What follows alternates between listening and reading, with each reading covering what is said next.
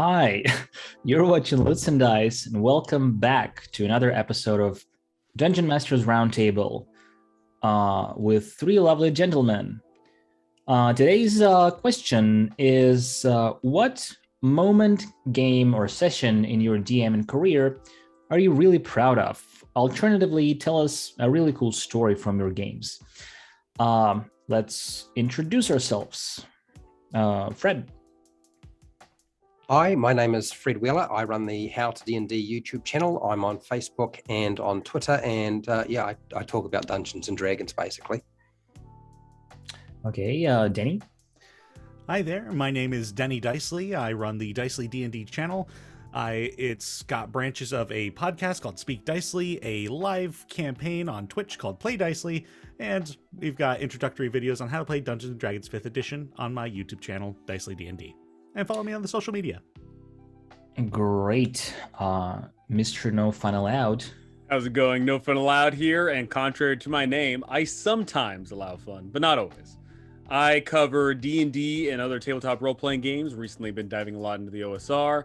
I cover how to run adventures and how to run your new favorite game system. All right. Well, one of my proudest moments was when I learned that I could say no. And when I learned that, because I saw a whole bunch of videos, like when I just first started DMing, I saw a bunch of videos that were like, you can't say no. And I'm like, screw that. Now, anyway.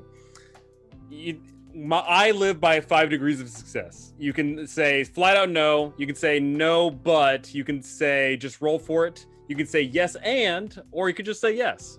If something's obviously going to work, then just say yes. If something's flat out you're not going to allow that, just say no. It's that simple. Don't allow nonsensical things that make no sense. Don't allow your players to do crazy, wacky things.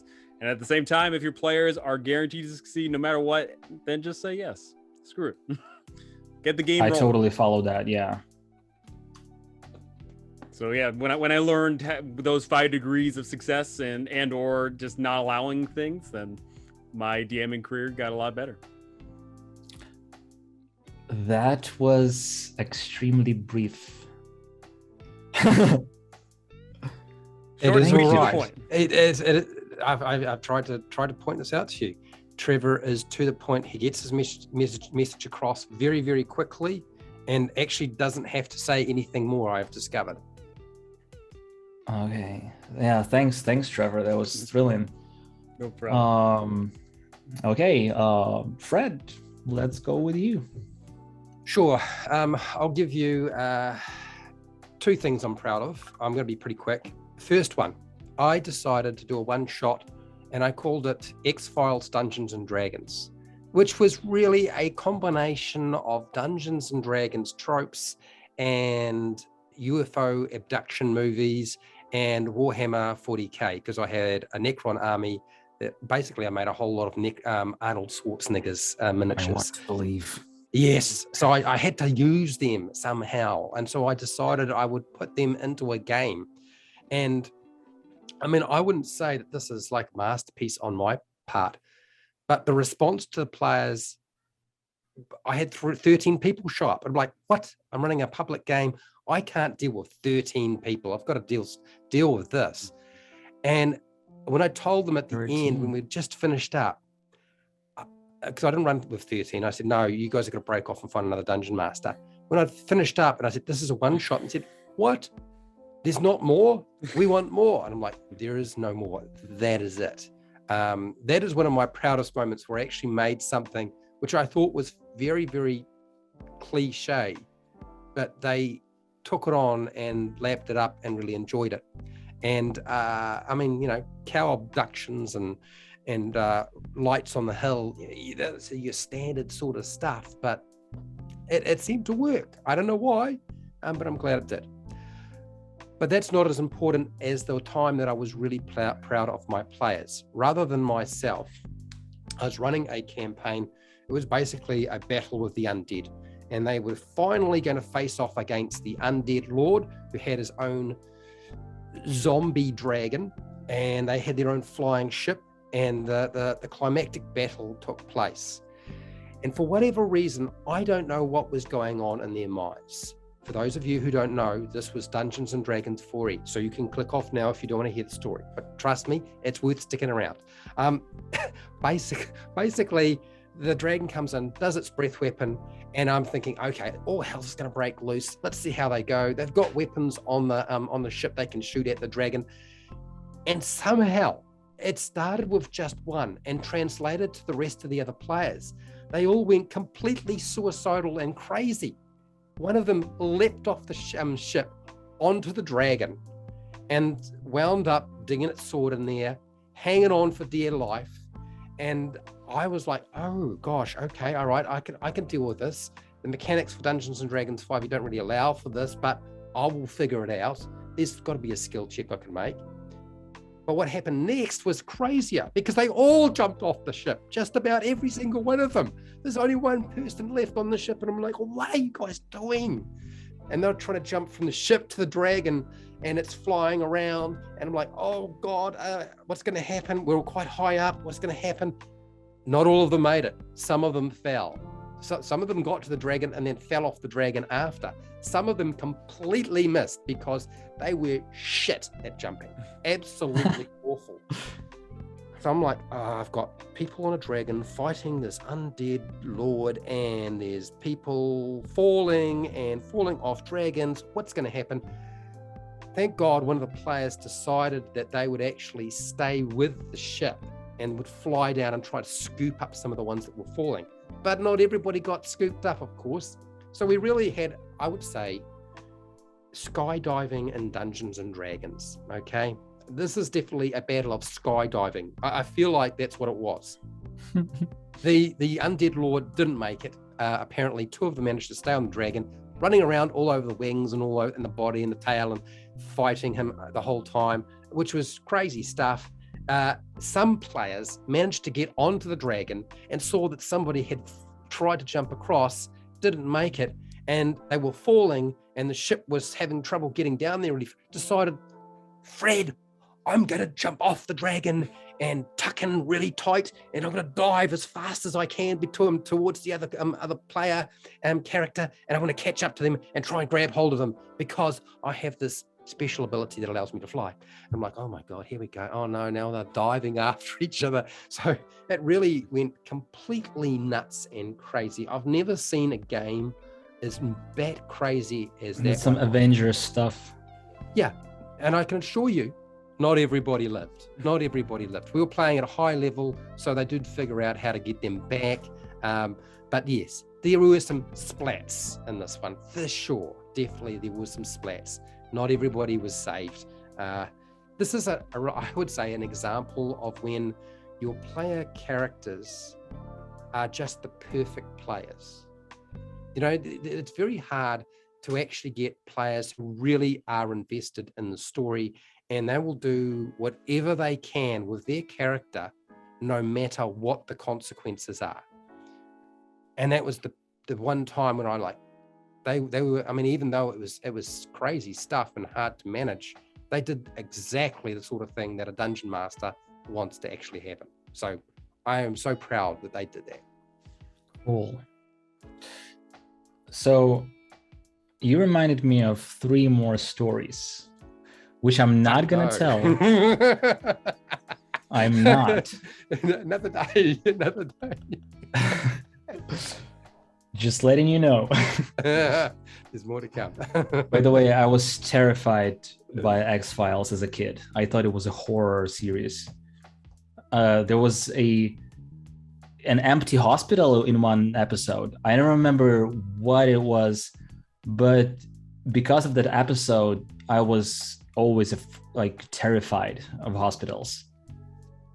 And to this day. Okay, Danny, how about you? So I've also got 2 short ones as well, and one of them is like you had mentioned, Folkert, the moment where I made my players cry and myself tear up. Yeah. Do you have a bottle of your players' tears? No, I didn't keep anything for a souvenir. But no, it was such a great moment to have the story means so much to them and their characters mean so much to them that they actually had such a visceral response to what ended up happening, which I'll explain my other thing that kind of ties into that, so I don't stretch this on too long. The other thing I'm proud of was the final session of my first completed campaign, where it was a big battle happening outside and the party was infiltrating to fight the big bad, and I allowed my players to essentially create the army using the basis of the Strongholds and Followers warfare rules created by Matthew Colville. Had to do some additional creation, but they completely customized their army. They used treasure to upgrade and fund it, and we had 2 tables for this session, 11 hours. So we'd go to one table and do the warfare for a bit. We'd go back to the other table and do like the infiltration and the boss battle. And it felt so grand and so epic, just switching between these 2 vast modes. And the players were all into it. And then the epilogue came around, where one of the players had made a bargain with a god to get a Staff of the Magi, but they ended up, the deal was essentially they would die after the final battle.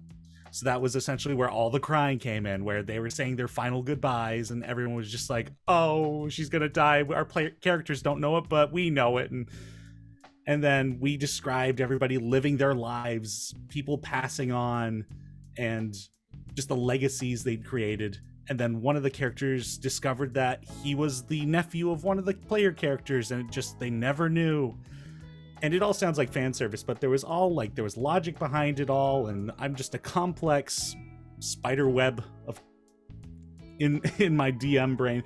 But I was so amazed that they actually all enjoyed it so much. Those are some of my proudest DM moments. Cool. It reminded me of how Jon Snow found out that he was a nephew of Daenerys Targaryen after they had sex. Oh boy. That didn't happen in my game. I didn't write that. Okay. That's a shame it didn't happen. I'm kidding. This game, this campaign that I'm going to talk about is just, it turned out to be a game that kind of, stays in your heart. And I have very warm memories about it. And I think the secret is that the right people have gathered to play it. So it's not just me. But that's what I'm aiming for, to be able to, years later, sit near the fireplace and remember good old days and an epic story of some kind. That's what I love RPGs for. It was the game in the Android universe, which is based on Genesis RPG. And we even had a name for this campaign. It's called The Cost of Humanity. Android universe revolves around humans, clones, and bioroids, and the question of who deserves to be a human, or stuff like that. And we actually had our team, three players, human, a clone, and a bioroid. I took on a difficult task of having 3 separate characters, which turned out to be extremely cinematic, with changing scenes and suspending tension. And I actually was kind of nervous about that, but we ended up loving it because it had a vibe of a really good TV show because of that. And the players kept intersecting here and there, meeting each other, and then separating and going separate ways. And the players were really good at separating what a player knows and what their character knows. So they were really good players and they were really into their characters. And compared to a typical D&D module, it felt kind of more of a mature story. The thing is, whenever I've designed a scene, I would aim for a cinematic narrative. So for example, one of the characters, he was a patrol officer and he had a partner named Camila Rodriguez. And the game started with a dream of his dead wife and daughter. So he sees his wife and his daughter, and he sees a hole in her head and the blood dripping from it. And she started banging on a glass table. And he ends up waking up in his patrol car. His partner Rodriguez is banging on a glass of his door. And I went with that style through entire game. And Rodriguez comes there with a coffee and hot dogs, and she dreams of visiting Hawaii.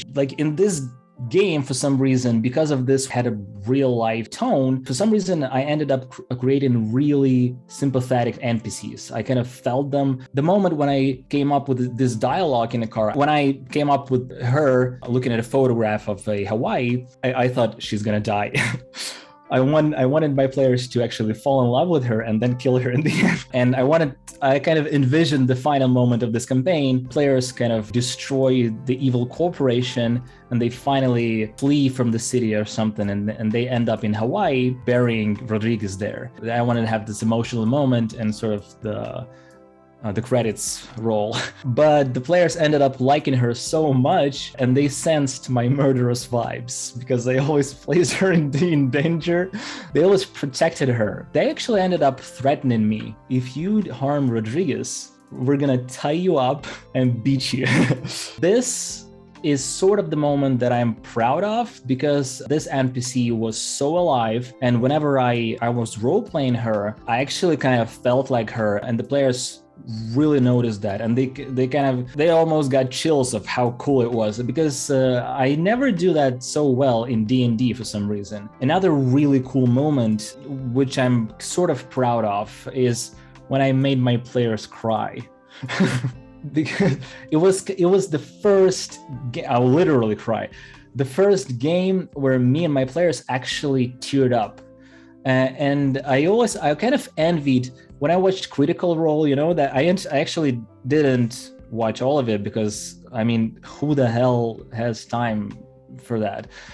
But I watched a couple of first episodes, and then you have this like wrapping the campaign and they're all crying, and I'm like, how the fuck Matthew Mercer does that? And I did it, and I was like, yay, like my life is complete now. Because it was the actual moment when this main character, Kenshin, he had the vibes of a main character. He found out that it was he who actually killed his family because of the cyber psychosis after the war. And he actually teared up as he was role-playing. And I was like, oh shit, this is intense. Like, I didn't expect that. And it actually kind of hit me. And I teared up a little bit too. And other two players are like, whoa, holy fuck, this is sad. And it was really emotional. I consider this game to be like a peak of my DMing career because it was perfect. And my wife actually drew like an artwork with their characters and printed out and gave everybody during the final session. It was so cool.